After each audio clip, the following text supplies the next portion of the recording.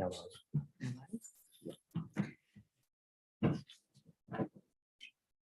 And to advance, we'll use this. Oh, yeah. So I'll bring up the Or PowerPoint. this. We can use either one. That one.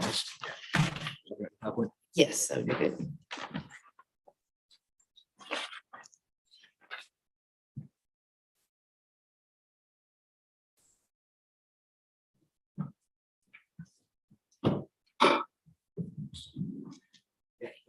Awesome. Yeah, fine. Okay. Yeah. All right, thank you. Thanks everybody for coming this evening. I'm very happy to be here for this Sussex Development Lecture on crisis development and ecologies of the new commons. My name is Amber Huff, and I'm a research fellow in resource politics and environmental change. And I'm also the coordinator for the new Center for Future Natures. And before we get going, I would just like to acknowledge the very hard work of Nathan Oxley and Anushka Carter, and also Tim Hornsby, if he's joining online, for their roles in the center so far, and hard work. So today, I'm really excited because this is kind of the introduction of Future Natures to a broad audience across IDS and Sussex, but also beyond to all of our friends. Let's see. Future Natures is a new research initiative that builds on lessons, insights, and infrastructures that were developed over nearly 15 years of interdisciplinary research, methods development, and international partnership building associated with the STEP Center, based at IDS and the University of Sussex and funded by the ESRC. Our work is oriented in Future Natures around using research, the arts, and storytelling to explore emergent ecologies of the new commons and enclosures. And I'm going to talk a little bit about that today by way of introduction. I'm really, really happy also to be able to introduce our approach as a center and welcome our speakers, especially Almindra Kremashi, sorry, who's a lecturer in sustainable development at the Research Center for Transformation at the National University of San Martin in Argentina, and Amelia Melville, co-founder of Praxis Research and the Bristol School for Commoning in the UK. So following the introduction, each of our speakers will have about 20 minutes for an intervention, and then we're going to jump right into some questions and discussion. So the starting point of the Center for Future Natures is an approach to ecology that draws on ideas from social and political ecology and is rooted in understanding relationships between society, technology, and the non-human environment. Our starting point is also in a critical question. What does it mean to speak of nature in crisis? So from climate change to species extinction, to humanitarian disasters caused by wildfires, pandemic disease, floods, and droughts, the language of global crisis seems to have become the dominant framing for life in the 21st century. In blogs and on social media, in newspaper op-eds and journal commentaries, the eco-celebrities of the 1970s and 80s are enjoying new platform as prophets of the impending collapse of civilization, apparently, framing a narrow and often depoliticized understanding of the causes and consequences of anthropogenic environmental change. Are we in fact witnessing a tragedy of the commons play out on a planetary scale?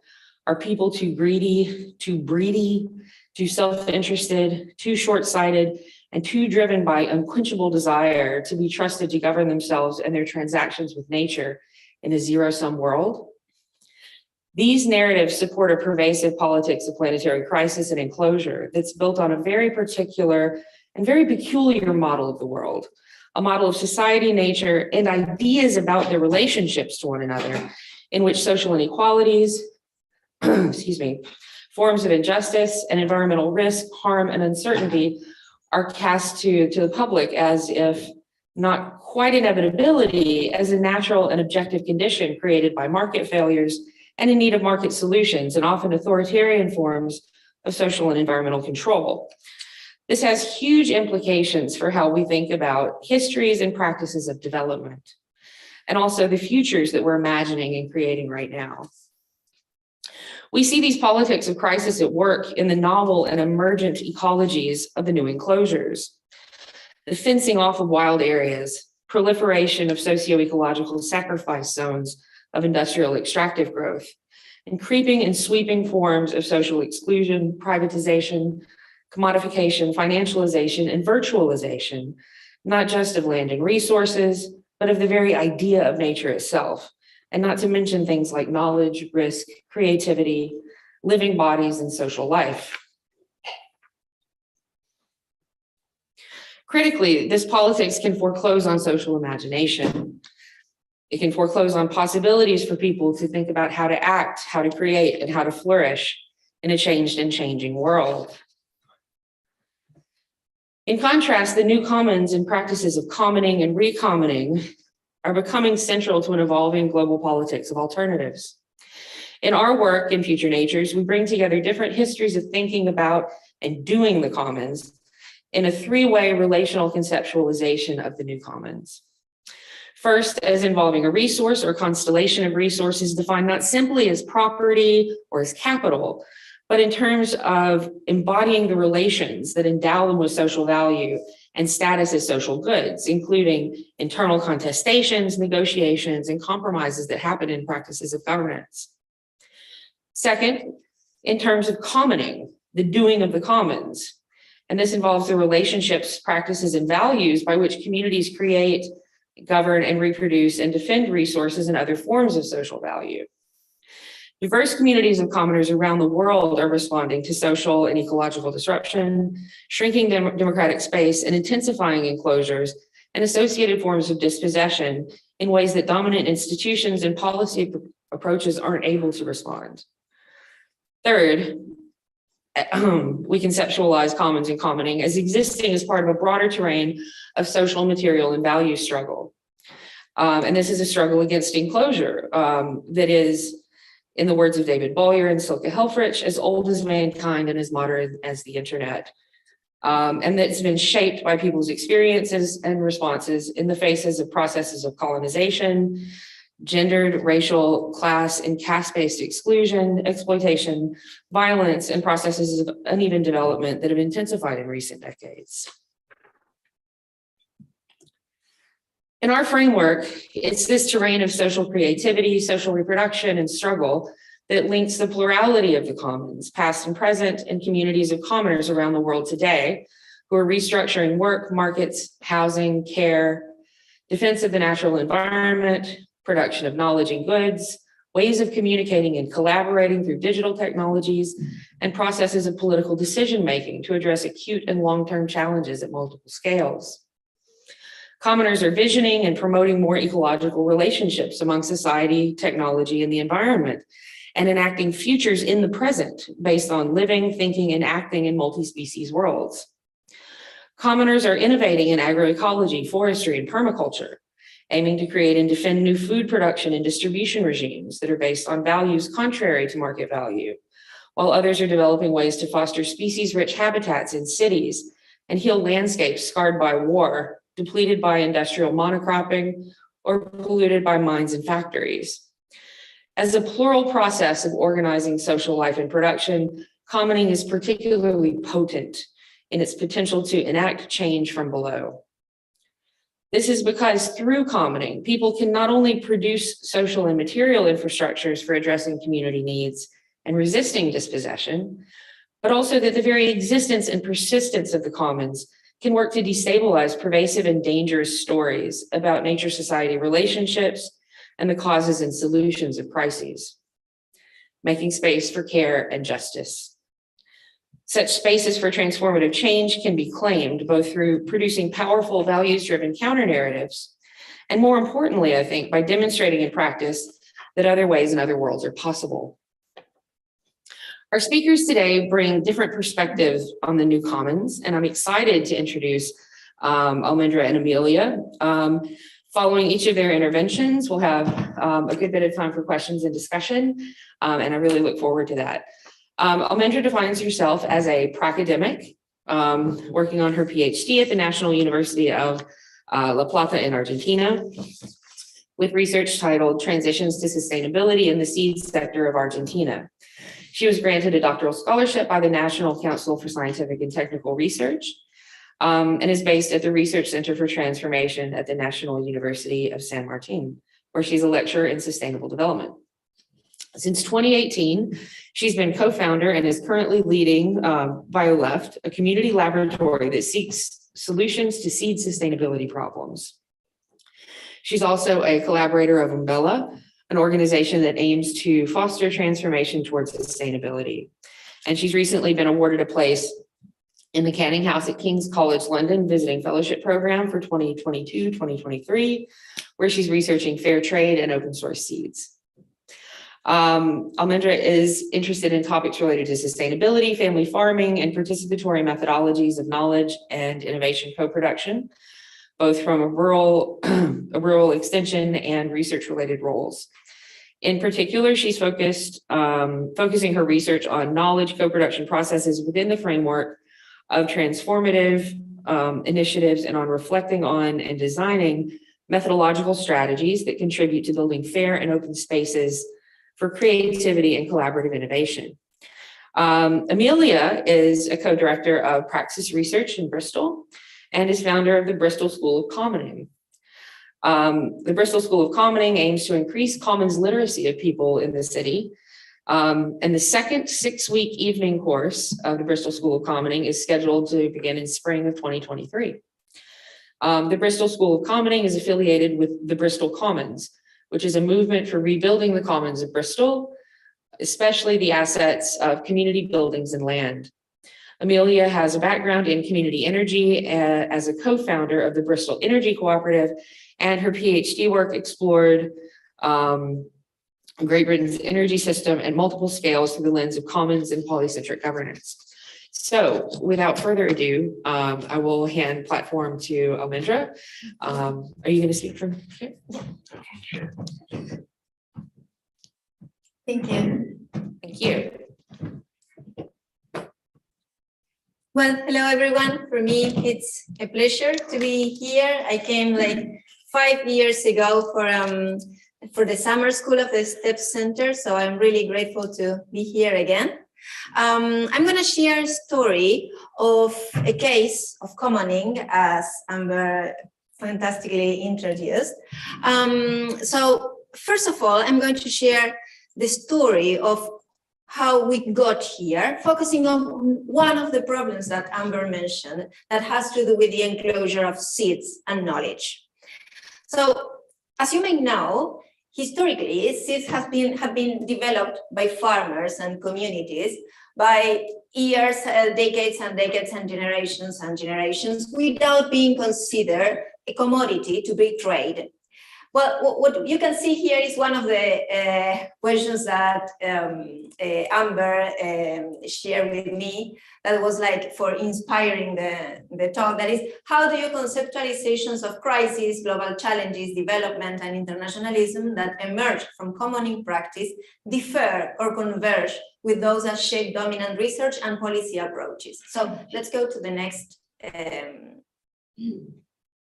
So going back to the problem, or the problem that motivates my research and also my practice, historically, seeds were developed, improved, following a logic of commons without being called a commons, just by the praxis of sharing and cultivating and selecting them.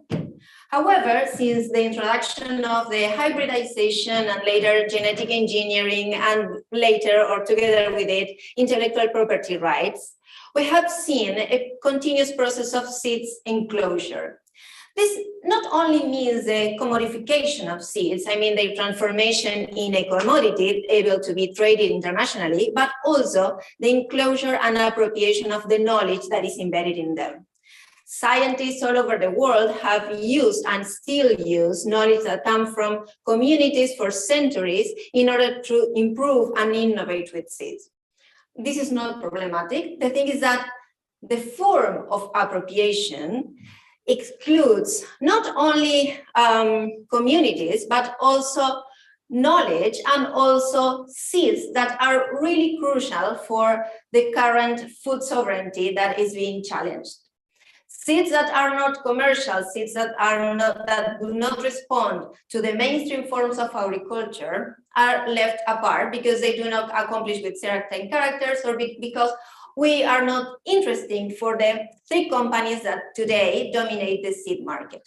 So this is the motivation of my research that has to do on how patents, but also other forms of appropriation as technologies, and also the form in which knowledge related to seeds is produced, create a lock-in system for new forms of agriculture to be developed. The consequences of this that I mentioned before is not only the exclusion of communities, but also the exclusion of knowledge and the exclusion of food. Nowadays, we can choose of only a really limited range of foods to consume because they are not interesting for the 3 companies that now dominate the system of research and development of seeds. Let's go to the next. So what is being done? What are the responses to that? In a research conducted in Argentina by Patrick Van Swanenberg and Annabelle Marin, we found that there are 2 main narratives associated to the responses of seed struggles. One of them is future-oriented and has to do with how to support national firms and the national research system in order to continue improving and continue innovating along the same pathway. I mean, it is what Donna Haraway calls the techno-fix. It's, don't worry that we are losing biocultural diversity. Technology will come to save us. We will develop more technology, we will develop more innovations that will save us from drought, from diversity loss, from viruses, from all the vulnerabilities that the system has nowadays. So we can say that although state has a big role, the main motivation for companies for innovating is seeking the profit, and it relies on the innovations of the private sector. The other response that I called here traditional fix, but it needs some thought, is all the resistance of movements to the pathways of the research and development system. That says the past was better, and we have to recover traditional practices of sharing and improvement. So there are many initiatives around the world that are very valuable and that are focusing on how to go back to ancestral practices of sharing and commoning. So their main motivation is the ecology, and they are focusing on how local communities can find the answers. So we are talking about seed banks, exchange fairs, community orchards. But although these answers seem antagonistic, they share 2 things. One of them is the trust in the state with different rationales. One of these, the first one, the techno-fix, relies on how the state can deal with the sustainability consequences of the current model. It recognizes that it has problems, but it trust that with regulations, the state can take responsibility for them. The traditional fix, excuse me, claims that as the state has been supporting this dominant model of research and development, it should provide the ways to support local communities. So both of them share this reliance on the state. And if you go, okay, so the results of this dichotomic and antagonistic responses is that we are locked in the agricultural system we have now. That it is problematic, but it seems to be the only form possible, the only possible form. So this is a research of Cecilia Gargano, that is a researcher from Argentina, that says that the current agriculture as an infernal or as an infernal alternative, as the only alternative possible. So what I'm going to share today are thank you, is how the ideas of the speculative feminism, especially Donna Haraway and Sylvia Rivera-Cusicanqui, can give light to build bridges between these two extreme binary positions. Yeah, please, to the next. So, who should be responsible for taking the lead in building new forms, in building innovative, but also weird forms of approaching the challenges that we are facing today? Is it the state? Is it the private sector? Is it local communities? Well, these two women, what they say is that we cannot build new answers if we continue talking to the same people we have been talking for centuries. So as long as we keep focusing on talking to the state or relying on the private sector or trusting in local communities, we are going to get to the same solutions. So what they propose is to build weird kinships, to build weird friendships that lead us to different solutions. And then it comes a question of when. Should we look at the future or should we look at the past? Where is the answer? Is it in how technology or how innovation will come and save us and address all the problems and the crises that we have? Or are the keys in the past? And I really like this Aymara phrase that says, looking back and forward, we can walk in the future present. What it says is that actually, the past is in front of us. It's what we can see. Is what gives us the key of why we are here. Well, the future is in our back. We cannot see it, and we take it in our shoulders all the time. So what they think, these two amazing women, is that the key is in the present. Is cross-temporal. We can look at the past, but only if to find keys to move forward to a different temporality that is the now. So with these two ideas of with whom and when, I'm going to tell you a story. I'm going to tell you a story about a current or an ongoing laboratory, city laboratory, of people that are gathering and thinking about what solutions and what weird kinships we can build. Okay. And to do that, we need new forms of tell the stories. We need new forms of explaining, new forms of thinking. And Donna Haraway says, it matters what stories tell stories. So I am using this framework of the living spiral that was developed by colleagues from the Transformations to Sustainability program that are, I forgot the, I'm sorry. Learning, transgressive transformative learning, and this framework allows us to tell the story that I'm going to tell you now. So I'm going to tell you the story of BioLeft. BioLeft was born out of the concerns of patents development, but also drawing on the participatory action research traditions, and also looking at how we could build sustainability solutions. So in 2017, we gathered in Argentina, together with the private sector, local communities, researchers, policymakers, to think about what we could do to find new solutions or to find a way to build a commons for seeds. And we found that an open source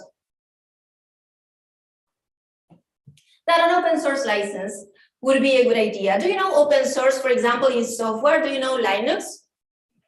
What Linux proposes is that, or what a Linux for seeds proposes is that open access to seeds in this context, will only favor those who are the most aggressive appropriators, will only favor those who are seeking to take the knowledge and patent it or appropriate it. While on the other hand, intellectual property rights will only continue locking the possibilities for new agriculture, for diversifying agriculture. So an open source license could guarantee that not only these seeds, but also the improvements that people could make into the seeds will remain free and available for everyone who is willing to share alike. So building on the ideas of the Creative Commons, we designed a license that could be applied to seeds in order to make sure that seeds would be available for future improvement, reuse, and exchange. However, the first struggle that we faced was that in Argentina, we work with public universities. And in the developing countries, public universities are highly dependent on the revenues that private companies give them to research. Because as long as you are interested in researching in something that is not the mainstream purpose, that is not aligned with the mainstream agriculture system, you don't have funding. So this is one of the main locking mechanisms. So we kept thinking, and we designed 3 open source licenses with different possibilities. These aren't comfortable answers. They are really contradictory, and that led us to think a lot about the implications of, for example, not allowing the multiplication and selling of seeds. So what I want to share here is that there's a strong need to de-romanticize the common. So the romantic ideas of the commons, out of struggles and out of internal contradictions, at least in our case, it's not feasible. So we designed 3 variants of open source licenses and started to experiment with them.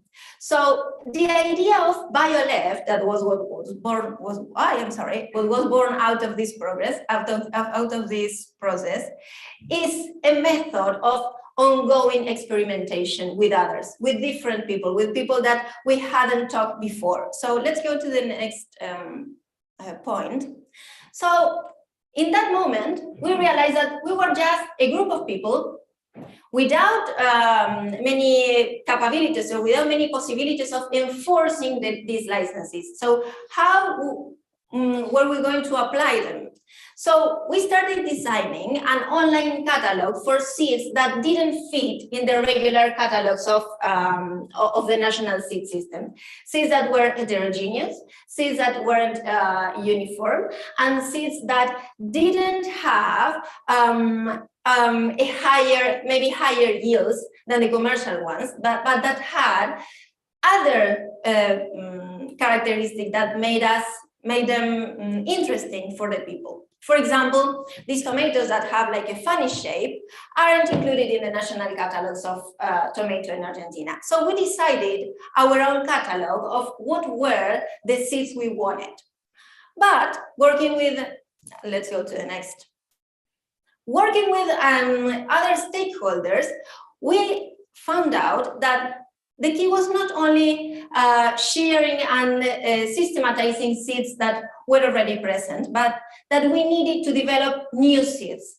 And this is other of the key insights that I want to share today, that for us commons, it's not only how we share, it's also the methods and the strategies that we find to produce new things, to broaden up the possibilities of our agriculture. So we developed virtual field books and also a community of gardeners, farmers, and consumers that were interested in connecting each other.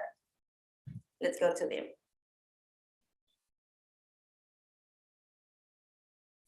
That led us to the need of experimenting ourselves. nowadays, we are running three participatory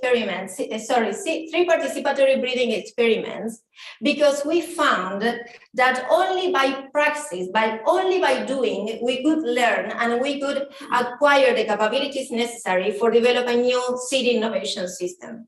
So nowadays we have experiments all over the country where we combine farmers with researchers, with consumers, deciding and developing new tomatoes, new maize, new sunflower. Okay.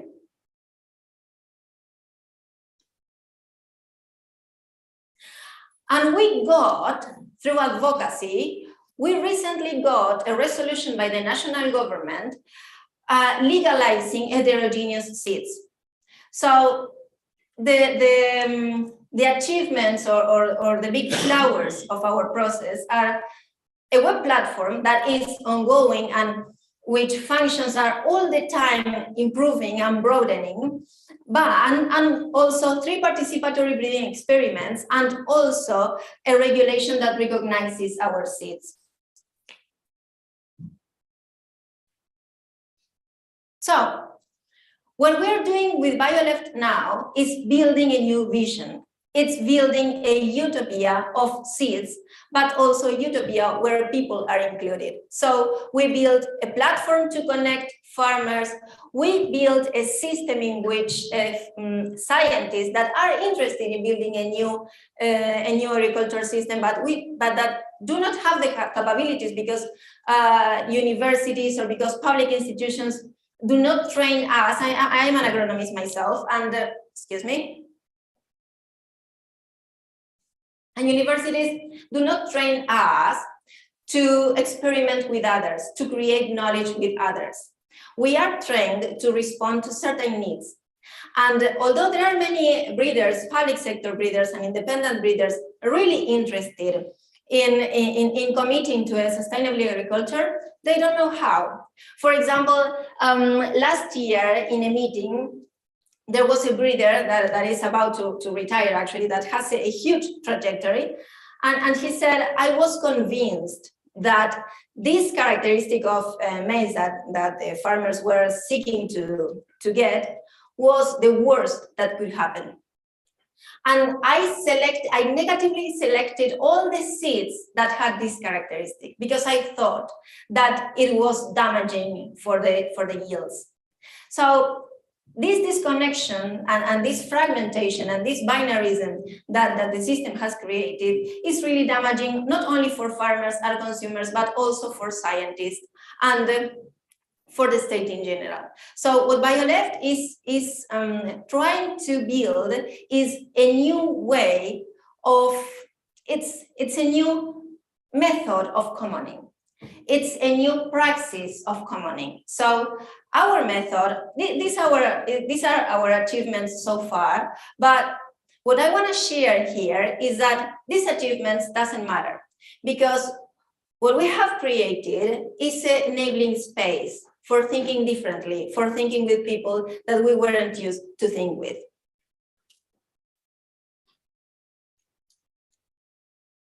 So BioLeft is one alternative, but there are many.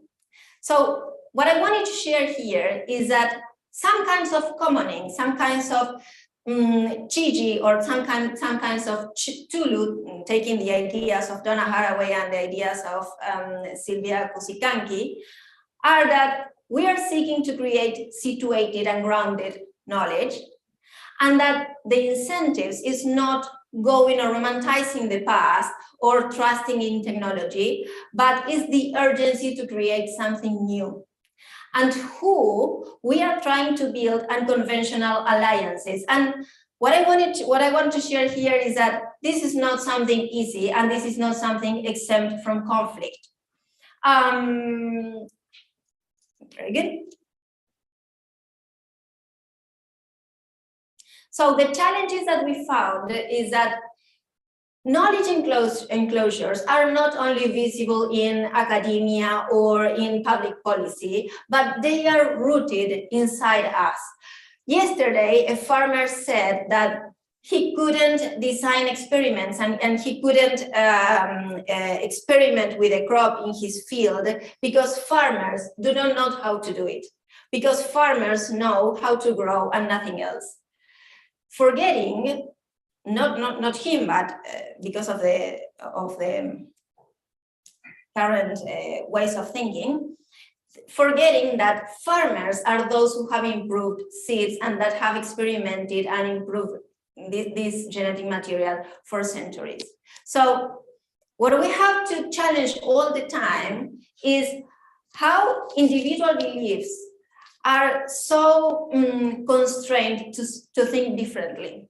And then the temporality, because as I said before, we are trying not to look at the future, not to look at the past, but we build a new temporality and that needs like long-term support, which doesn't fit with academia, which doesn't fit with the current grants, which doesn't fit with the current way of public policy.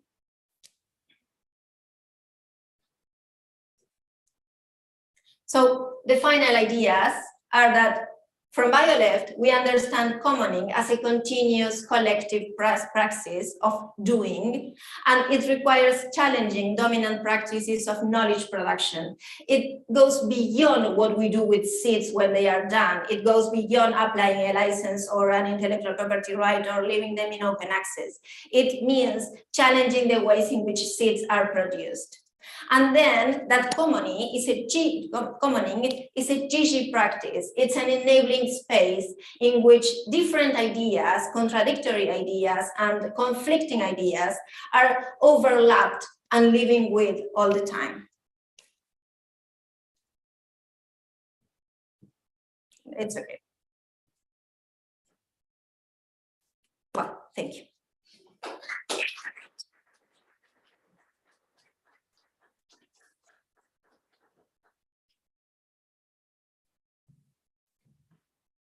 Now, Amelia, are you ready?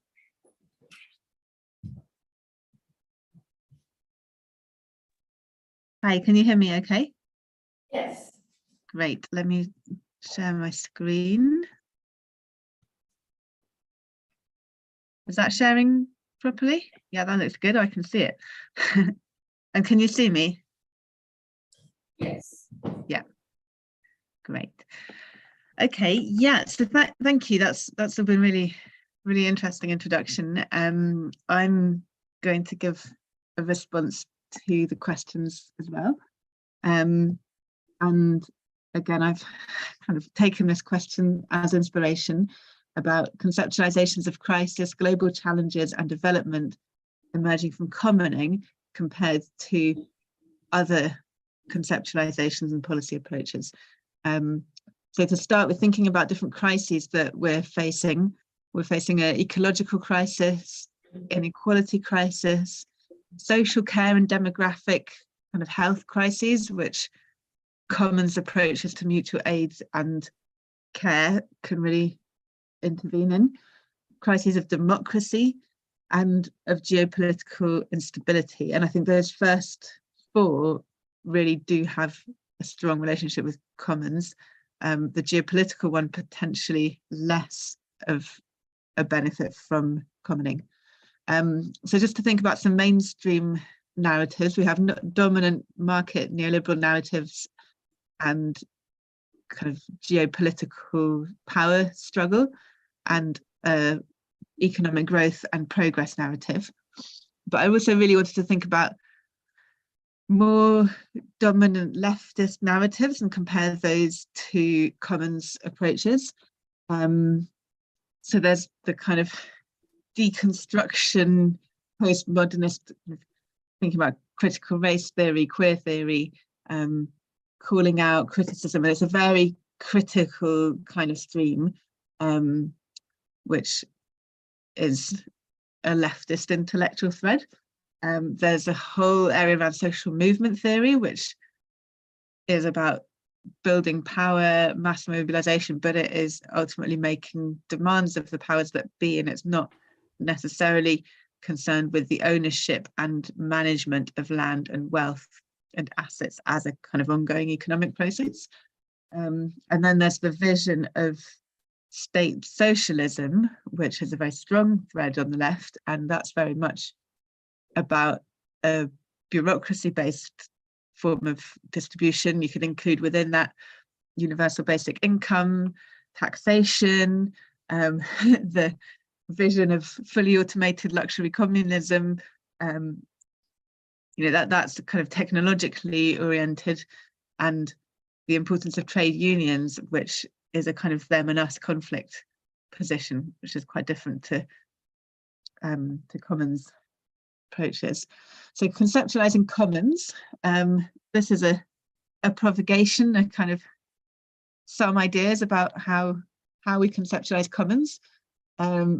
Definitions of commons include there being a community, which is a group of people that has boundaries, norms, ways of doing things, and belonging.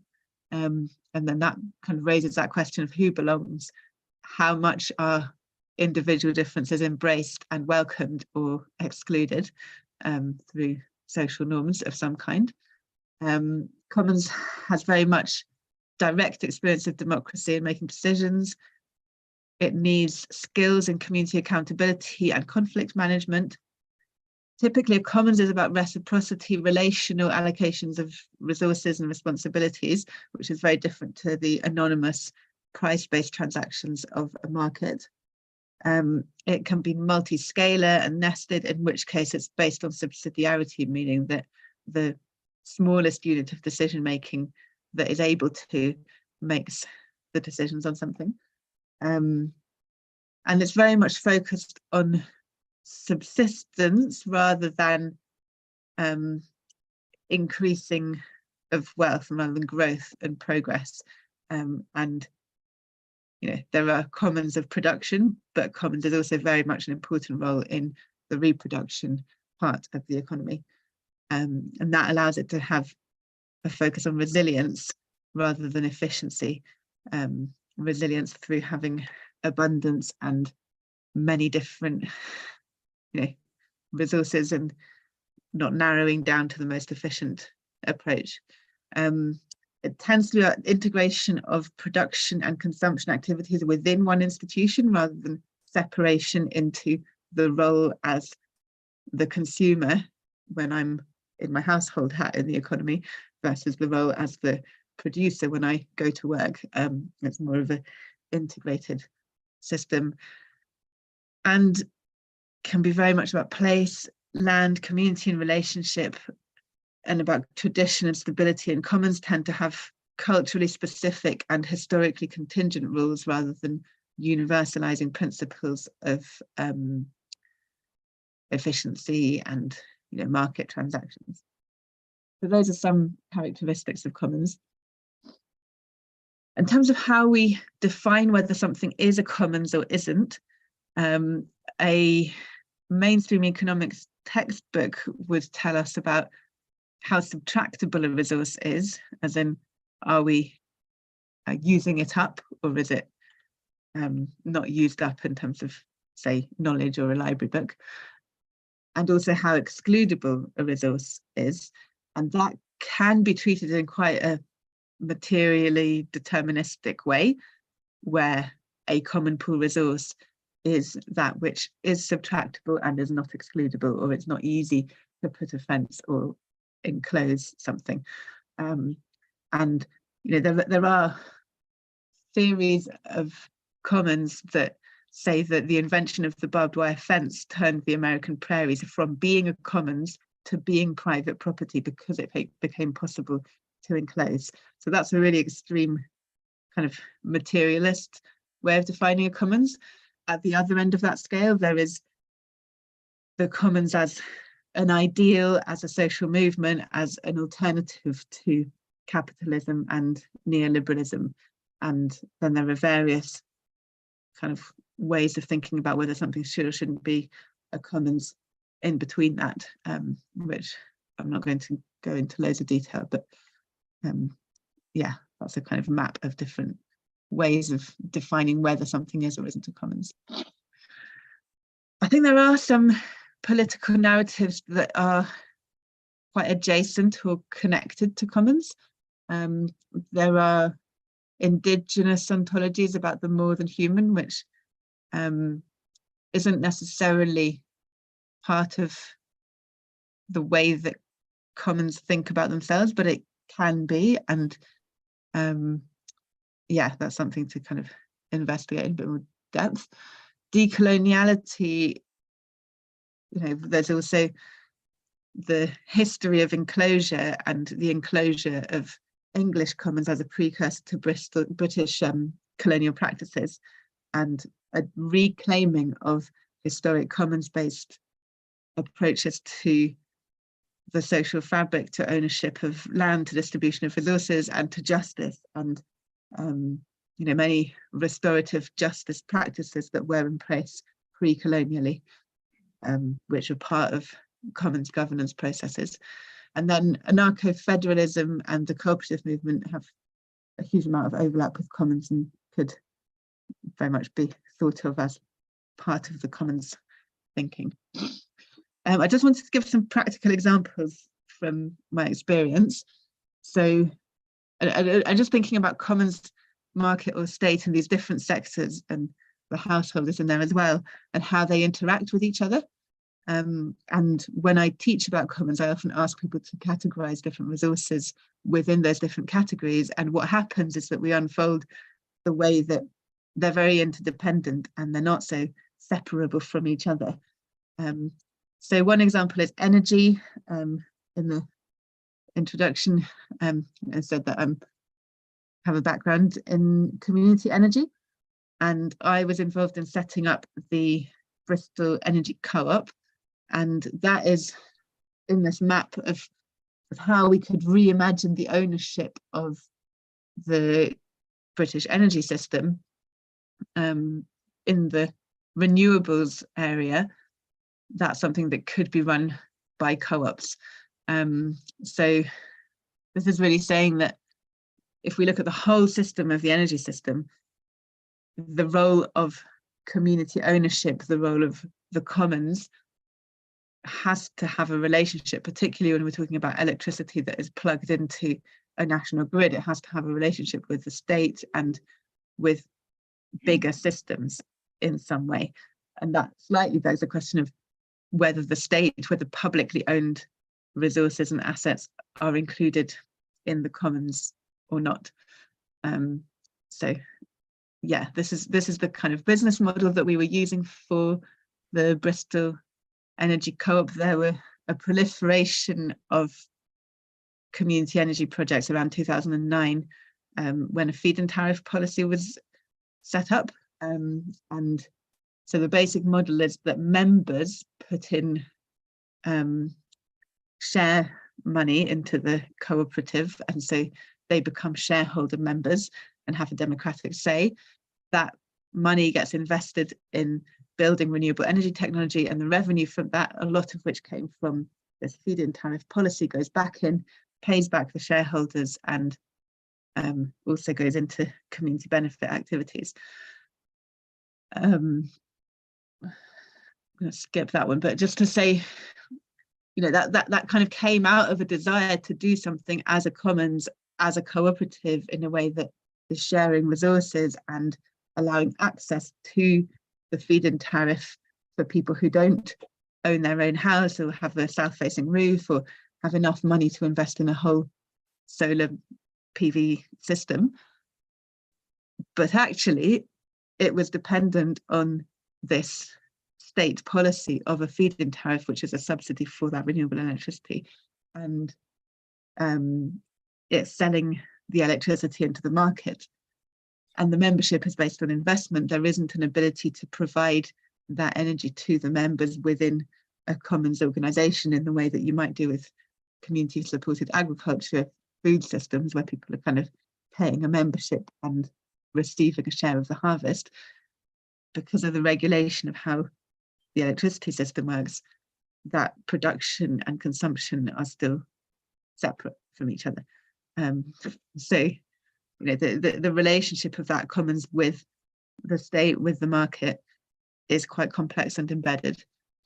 Second example I want to talk about is housing. And again, this is something I've been involved with. Bristol City Council have, in the last couple of years, made land available for community-led housing through this, what they call a land disposal policy. These are quite small plots. They're quite difficult to build on. You can see there one that is a set of derelict garages. This is in their second round of land disposal. And I've been part of a housing co-op group in the first round of land disposal, who we're now the preferred bidder for a couple of sets of derelict garages on either side of the cul-de-sac. This is our planned design.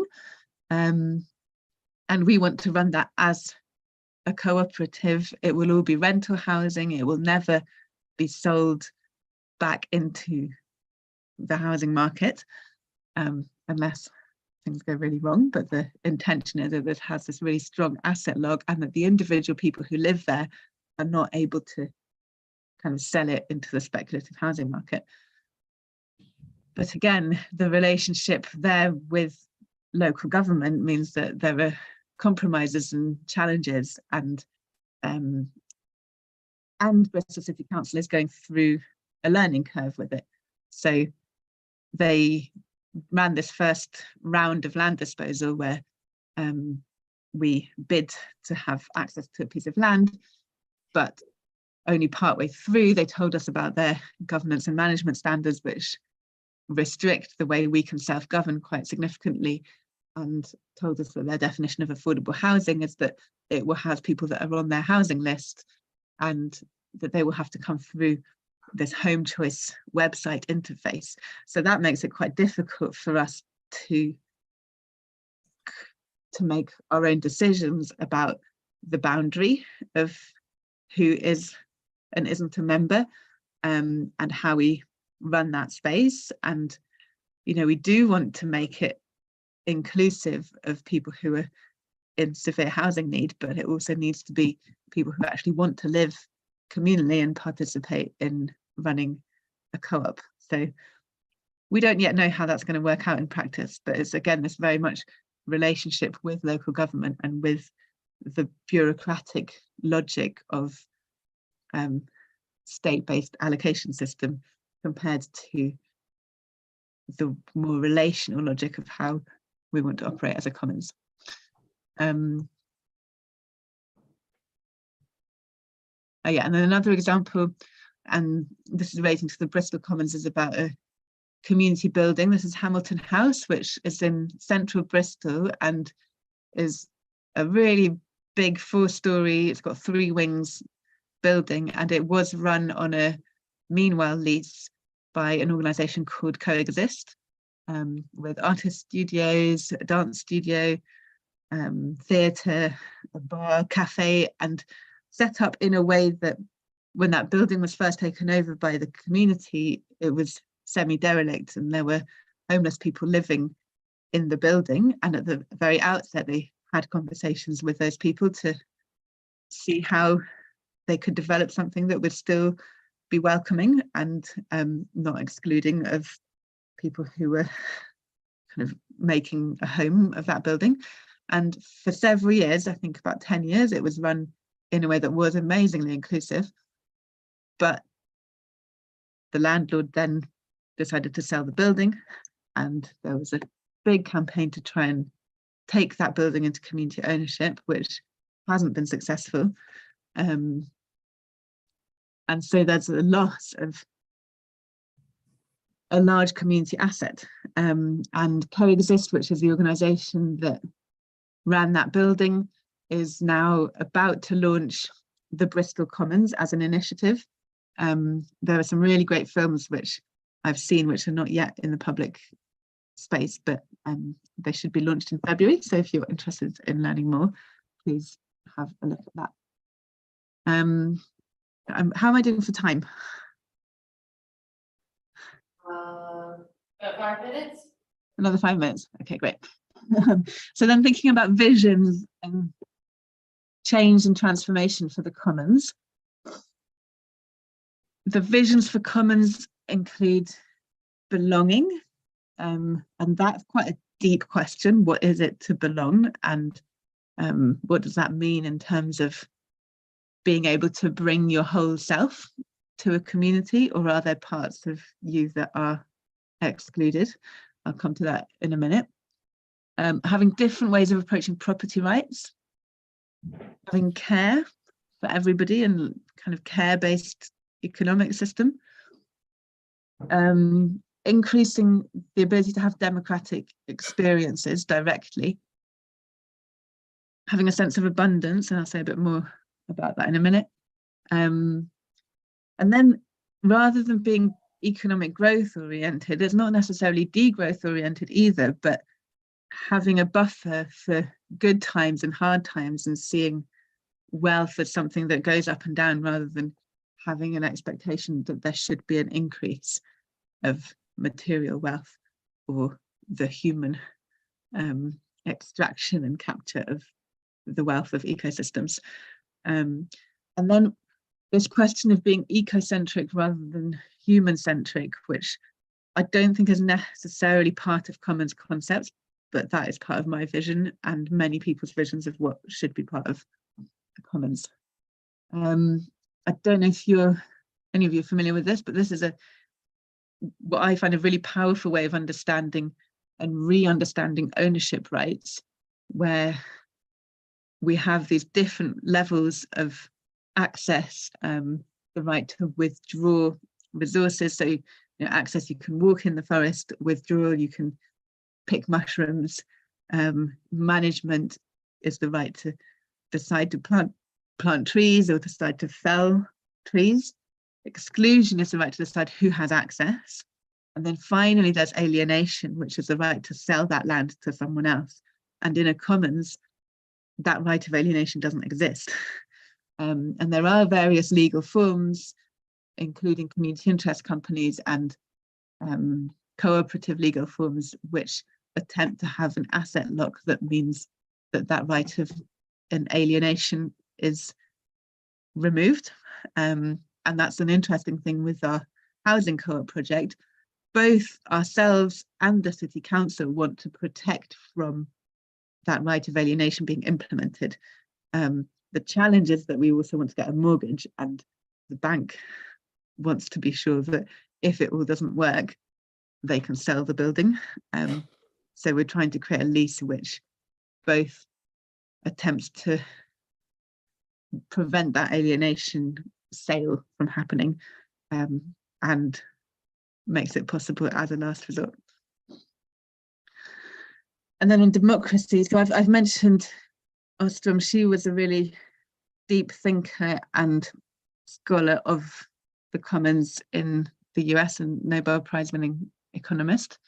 And she thought very, very deeply about democracy and the meaning of democracy and the need to practice doing democracy and have actual direct experiences of it if we're going to have a healthy democracy at a large scale. And she took inspiration from Alexis de Tocqueville, who was a Frenchman who visited the US in the 1800s. And he saw these town meetings as a place of learning about democracy, how to actually have those experiences of listening to other people's views, reflecting, responding, and so on. And a well-managed common system would mean that many, many more people would have those kinds of experiences of what democracy is through their daily lives of commoning, which supports healthy democracy at a larger scale. I mentioned abundance, and these are images actually of the Bies in Switzerland, which are these amazing watercourses, sometimes going along sheer cliff faces. And these were managed in a way where, when there was plenty of water, people with more land or wealthier people might get more water. And when there was less water, a drought year, everybody would get enough water to survive. So that's the kind of resilience and sharing distribution that is possible within a common system that a market system doesn't really enable. So there's that kind of flexibility. There's the commons as a fallback in times of poverty. This paper by Jane Humphreys from 1990 explores the level of income that women would have from having a cow on the commons compared to working in a factory, and shows that it's comparable, and therefore the enclosure of commons is actually a crucial part of creating the proletariat who is dependent on wage slavery, because the commons did provide a level of independent subsistence.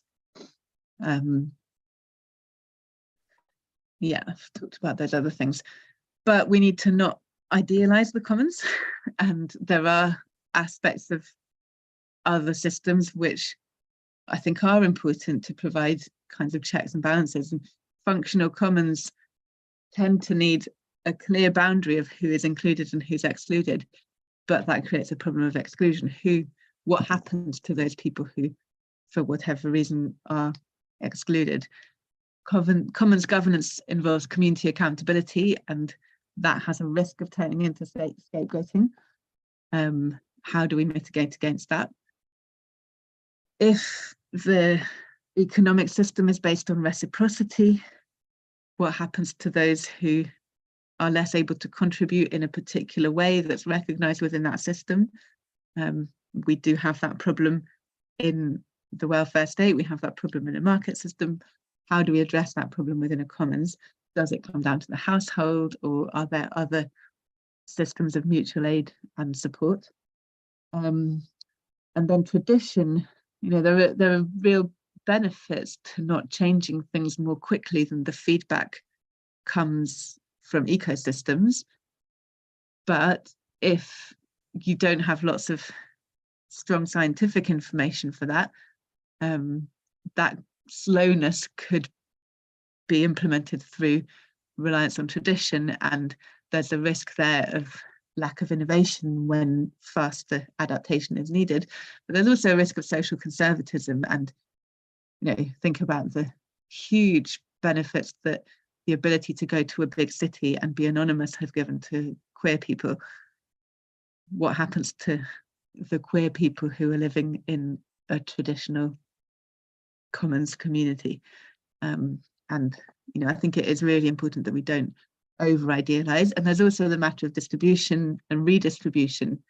And I think the state, through taxation, redistributive taxation, can potentially play quite a valuable role within a kind of ecosystem that includes more commoning than we have at the moment.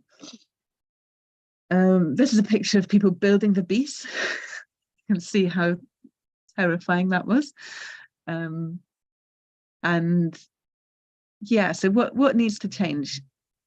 More understanding of commons by people who are doing commons, and that is the intention of the Bristol School of Commoning, is to increase commons literacy among community activists. Better public sector commons relationships, and that's something we've really been experiencing with Bristol City Council, how we can educate local government to understand how commons actually work, so that their interventions that are meant to support the commons actually do so effectively, rather than being stifled by bureaucracy. And part of that could be mapping the value that commons bring, and the logic of that value is very different to the logic of bureaucratic allocations and fairness. And then wealth, we need to have land, ultimately, buildings, soil, the actual physical ownership and control of those assets is really important and fundamental. I don't know how we get that to change, but I think that is important. I think that's it. Yeah, that's our flyer for the Bristol School of Commoning, and there's a link if anybody is based in Bristol and wants to come. Thank you.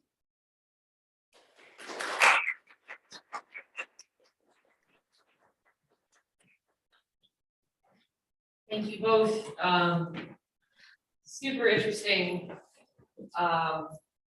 talks, and yeah, I'm sure you could both go on for several hours based on your experiences, and studies. Are you comfortable if we open it up for questions? Yes, sure. Does anybody have any questions or from in the room? Any questions or comments? And also if you are joining online and have questions, just, do they just type them into the chat? Yeah, and I can read them out. Okay, just Yeah. type them into the chat, we'll read them out and. So any questions, in the room for Almindra or Amelia? Or about anything? One online. Okay, we can start with that. So how are farmers and indigenous communities involved in the seed development and identification process? In the seed identification process? Yes, yeah. Seed development and identification process. Well, in the case of BioLeft, farmers are involved from the very beginning of the development of seeds, because they are those that make the decision on what seed to breed. I mean, they decide what they need. For example, we have very strong links with organic farmers, and currently the organic industry doesn't produce seeds that are adequate or that are suitable for their conditions. So BioLeft project was born from the need of organic farmers to have resilient non-GMO seeds that could be cultivated under their production systems, but that could be exported and high quality and high yields. So in the case of BioLeft, farmers are involved from the very beginning of the breeding process, and we collectively decide what parameters will be taken to observe and to evaluate the performance of those seeds. So they decide the objective, but also the method for evaluating the seeds. They decide, or we together decide what data we need and how to take it. And in the case of indigenous communities, there's a whole development of seed catalogs, not only by BioLeft, but by other initiatives too, that recognize, for example, the value of heterogeneous seeds. So in the platform of BioLeft, we co-designed together with the communities of farmers and the breeders what characteristics do we value as relevant for characterizing the seeds, including not only phenotypic characteristics as, I don't know, the color or how tall a plant is or the yield, but also the cultural aspects. For example, what recipes, what food preparations can you do with them? What are the meanings of the seeds? So they are involved on not only giving information, but also deciding what information is relevant and how to use it. Any other questions from online or anything? Yes.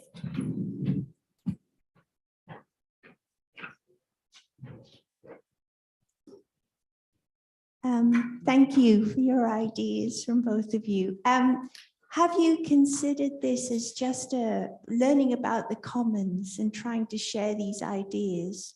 Have you thought about them only as an intellectual process, as a practice of skills and democracy? Or what else could you do to motivate these ideas through into the general population, through emotion, through desire? Because I think unless you've actually lived in a commons environment, say in the New Forest or Minchinantun Common in Gloucestershire, or in the huertos in southern Spain, which I myself have done, where you share the water system in an Arabic way, how do you say to people, this is what the commons could be like? What do we do about it? That's a big question, and I think probably both of you have perspectives on that. Amelia, do you have a response? Yeah, really good question.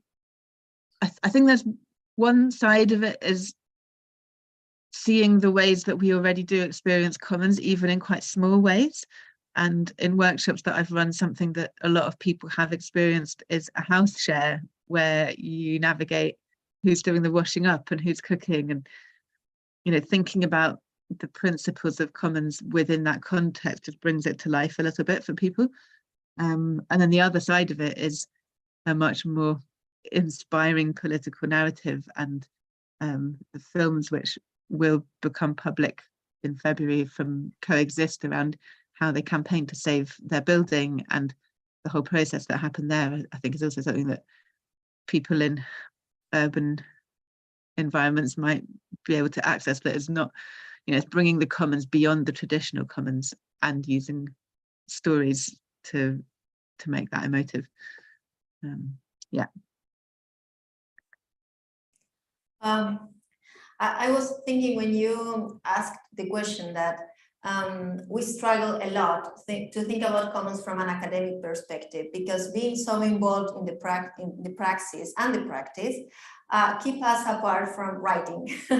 So our academic perspective is quite challenging by the continuous praxis. But it's an interesting question, and I think the way BioLeft tries to invite others to commons is, first of all, by communication. And we have worked a lot on writing things that create awareness about the problems of these both a priori antagonistic visions of the romantic vision of the pure open access, and how it can I don't know how it can be limited to achieve the goals of sovereignty.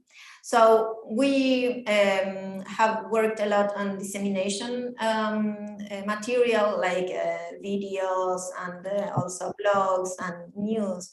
But I think that I really like the idea of Donna Haraway on building kinship, because what we do is building community and inviting others through friendship.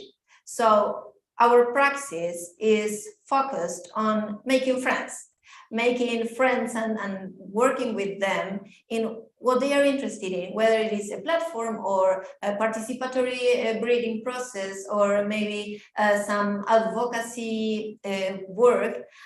And I think the last point that is related to this de-romanticizing the commons is that recognizing that all of us live in a commons in certain ways, because all of us share, but that share is not exempt from conflict. So this is, I think, that the idea that we try to develop with others. I don't know if.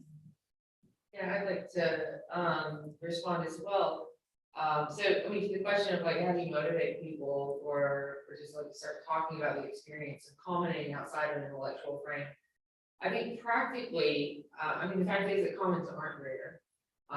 We all participate in commenting, especially like if you think about commenting and approach it from the perspective of the production of values that are different from the values that are embodied in commodities.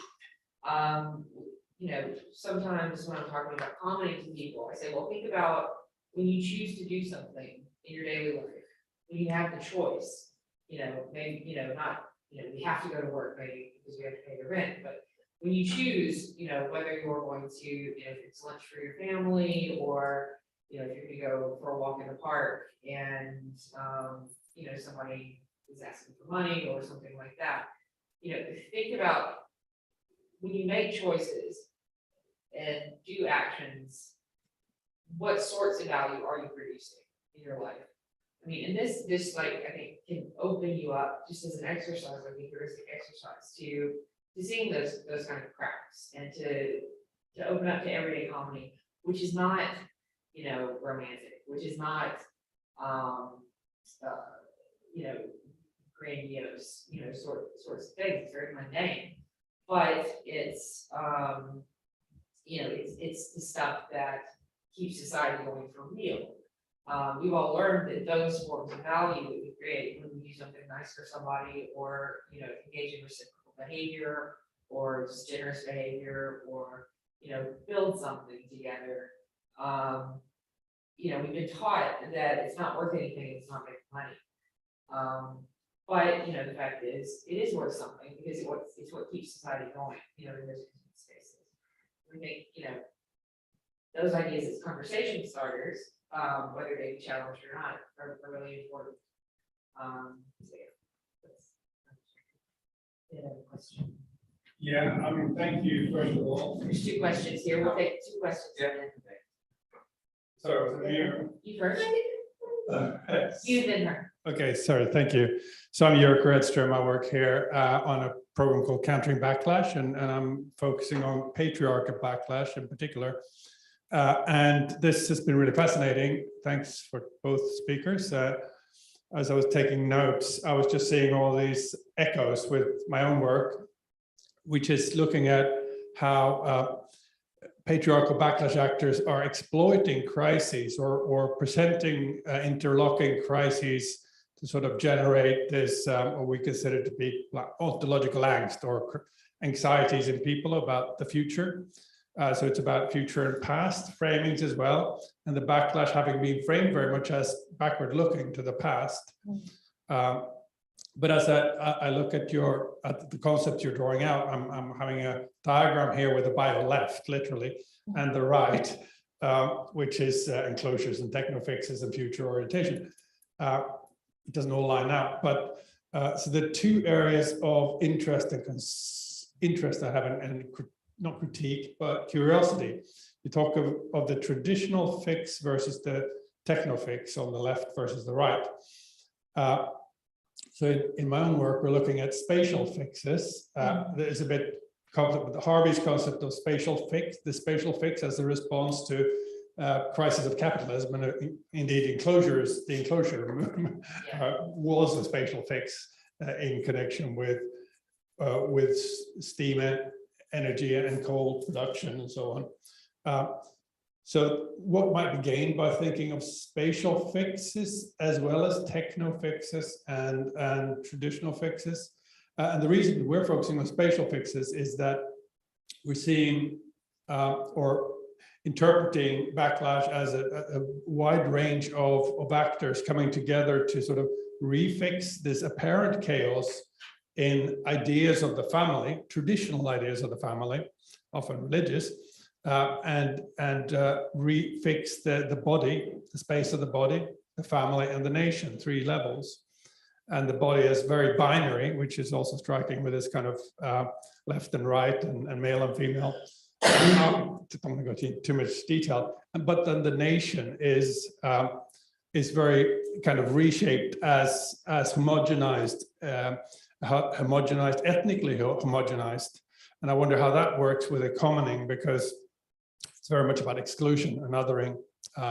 So that links to some of the risks in a later presentation, perhaps. So yeah, spatial fixes. The slight concern I have as well, which is linked to some of these risks around social conservatism, because this is what backlash forces exploit to polarize people in backlash politics. The links between the levels, the multi-scalar issues, and different kinds of commons at different scales, and to what extent movements or debates about these different commons interlink and interlock, because backlash is played out locally at national level and local level, but it's always internationally linked.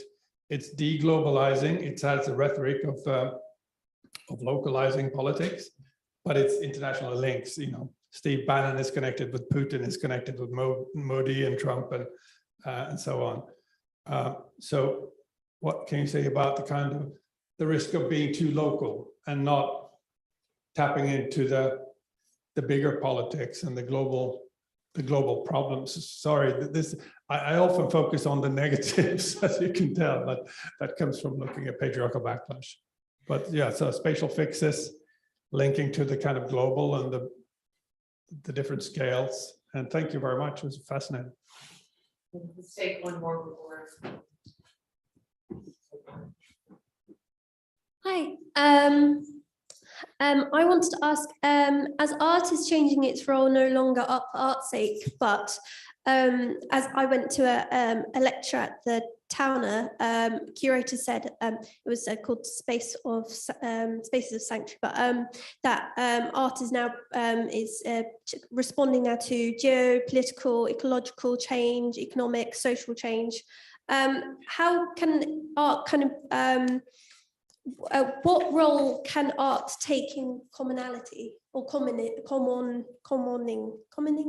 Sorry, I'm dyslexic, so I'm writing my and its value and how can it respond to common and what's its place? Thank you very much.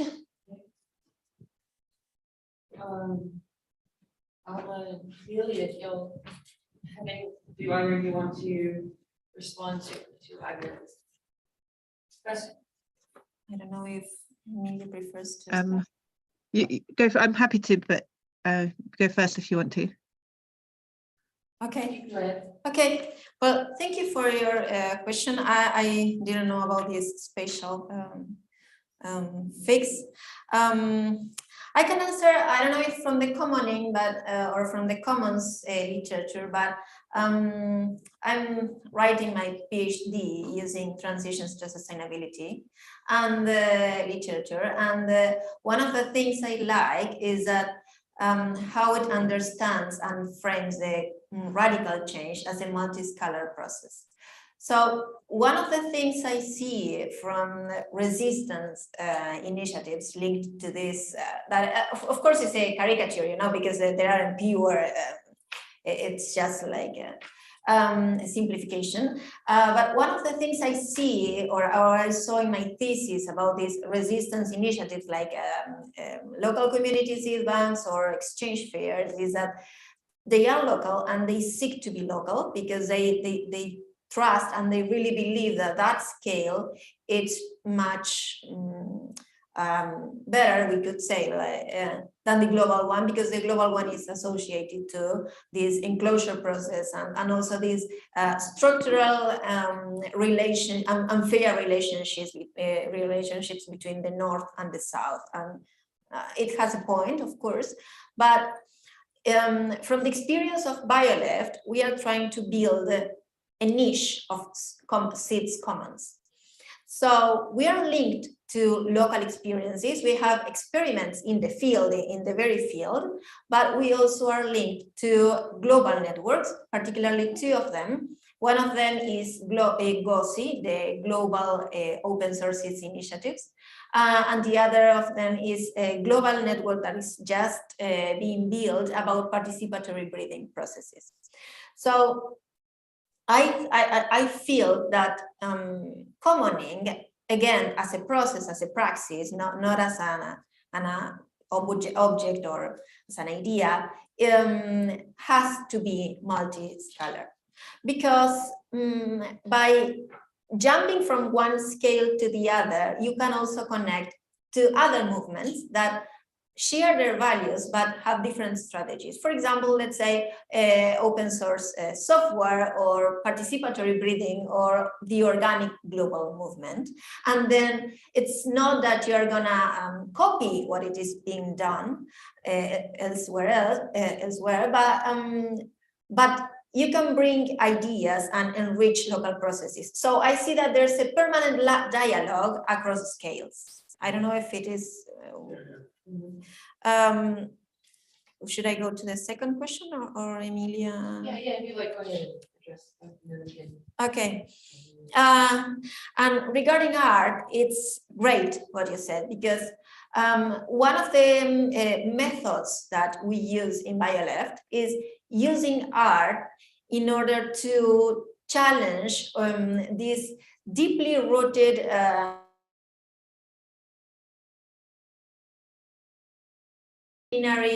thoughts that keep us in a certain place. For example, one of the things we do is working with avatars, and I would highly recommend that to you and Lakshmi, Charlie, Joseph, that is a colleague of us here at steps formerly, but she's a Mexican colleague and she works with that, is asking people to draw superheroes.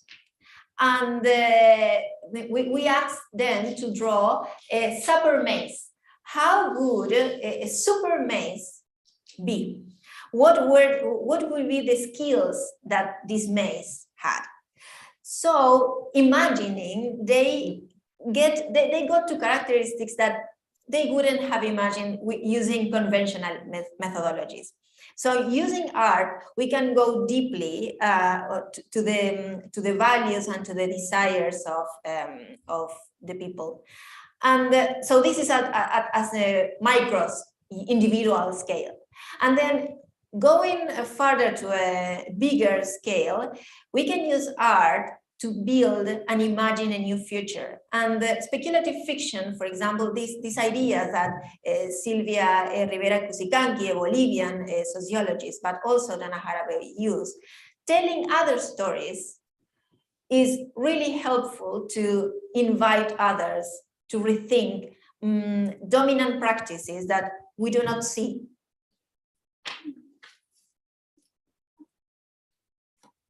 Amelia, do you have thoughts? Hi. Yeah, thank you. I think your response on the question of art was really good. I won't have anything to add to that, but I think all these questions about scale and power, and there are quite a few questions in the chat and in the online question section also around these issues of power, that it's really important, and we just need to not idealize the commons and not imagine that if we bring everything into common ownership or management that will resolve issues of power and inequality.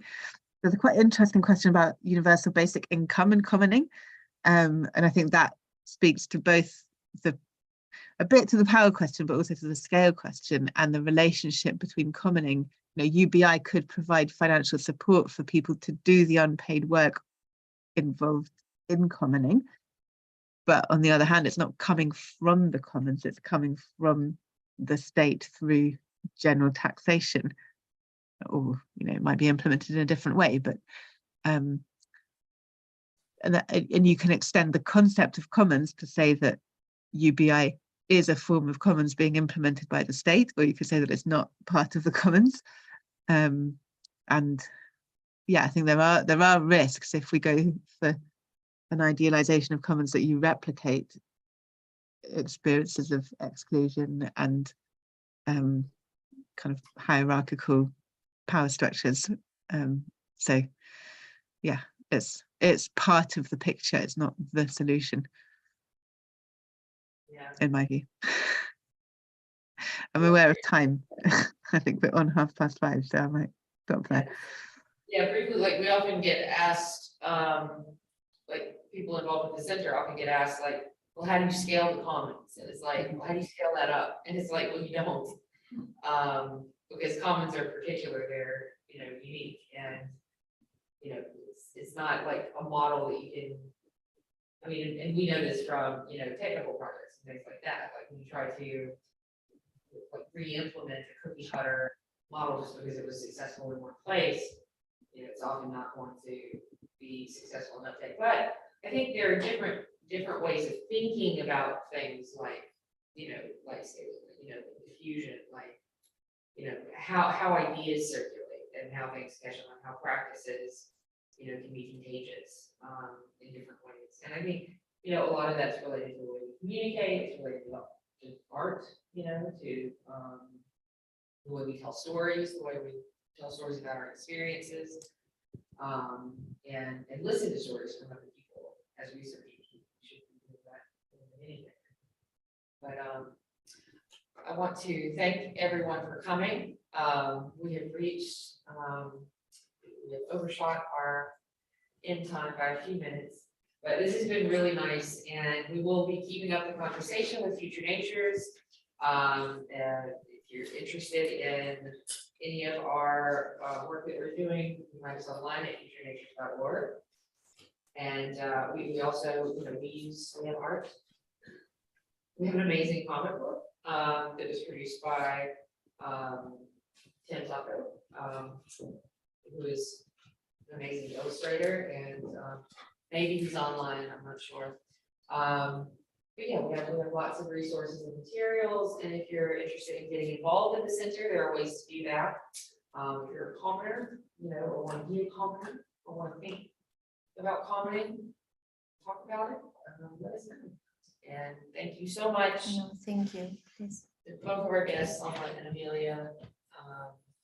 Yeah, and hopefully I get to meet you in person soon. Amelia. Yes, thank you. Thank you. Thank you both.